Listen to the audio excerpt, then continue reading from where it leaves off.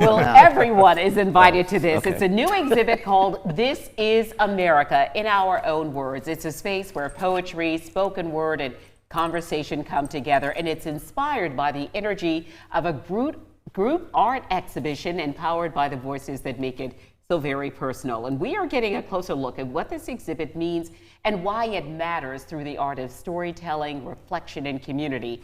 This is America is curated by Aaron Drummond, founder of Drummond Studio Gallery, and we're honored to have him and two guest poets, you probably recognize them as well, in our studio. Aaron is the curator, he's the co-producer as well, and the former poet laureate of Charleston is also here, Marcus Amaker. Marcus is to my left, and the current poet laureate of Charleston, Asia May, is also in the studio. So thank you three for coming into the studio and for color coordinating and then not sending the memo to Carolyn to wear earth tones. That's okay. That's what artists do, right? So I'm curious about what inspired you, Aaron, to pull this incredible exhibit together. So, earlier this year, we all celebrated the 250th anniversary of this country in a major way. And that was part of the reason to do this exhibition. Also, it opened on Juneteenth. And thirdly, I think giving artists a voice is really one of the mantras of Drummond Studio Gallery. So I wanted these 18 artists to let me know what their experience was when it came to living in America. So 18 artists, you are among the 18 artists. Yes. And Marcus, when you think about using your voice, and that is what you have done for many years so beautifully, when you hear the theme, This is America, what does it mean to you, and what do you hope people who will visit this exhibition will take away from it? To me, I think living in this country, you have to read the poets, you have to look at the artists, you have to listen to the music to get the real story of our country.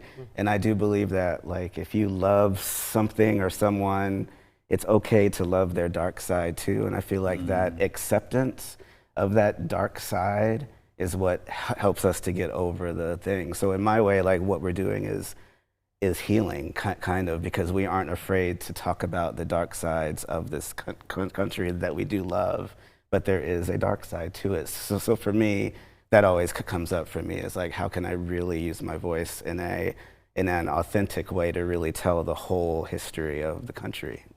Asia May, I know that you are nodding right now when you listen to what Marcus is saying, so I'm wondering about what you do as the Poet Laureate of Charleston in terms of bringing voices together and speaking to people and sharing the stories in a way that everyone or most can understand, or at least be challenged to think differently.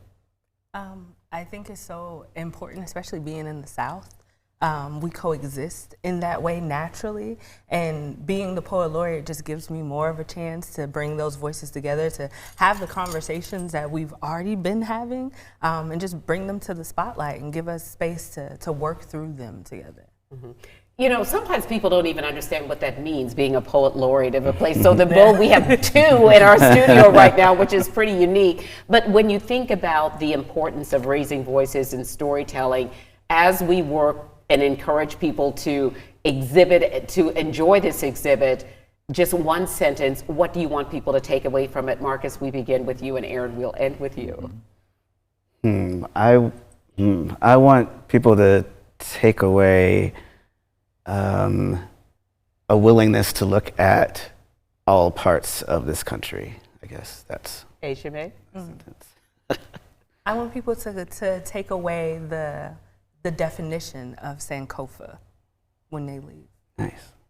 Aaron? And for me, storytelling through art is what I strive to do. But with this event specifically, you can come and see this exhibit, but what we're doing is giving this exhibit a different voice through these poets, through their powerful voices. So I want people to take away the fact that not all stories can be told through art. Sometimes they need a powerful voice. All right. You heard from three amazing voices, and I appreciate your time and willingness to share your stories. And of course, we always appreciate your time and want you to stay right here with us, because there is a lot more of News to It for after a quick break.